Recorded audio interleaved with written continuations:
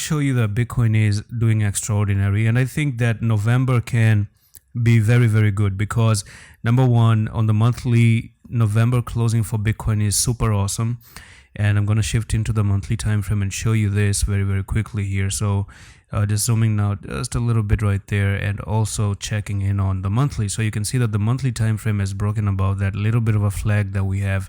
So maybe this flag is taking Bitcoin really, really high, and we might actually see Bitcoin probably going all the way to even 100 and nearly $190,000 right there. Okay, so that's one thing. And secondly is that $91,000 is now in play on the cards, because if I go into the daily, the break has happened, the retest was successful, everything looks really, really good for Bitcoin to go to $91,000. So I think that Pepe has chances of actually moving up along with it.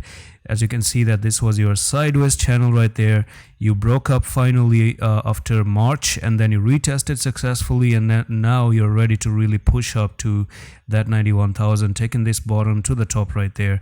That actually gives you a $91,000 price range. Secondly is that zooming here, today Bitcoin had a little bit of a pullback to $69,000, and all this is the retest of the EMAs, as you may see right there. And you're retesting the 10, probably even touch the 20, and also at the same time you have this one support line at the moment for Bitcoin. So you can see just like that. So we're doing good, we're doing pretty great so far. And also we're gonna go back into the Pepe and then check into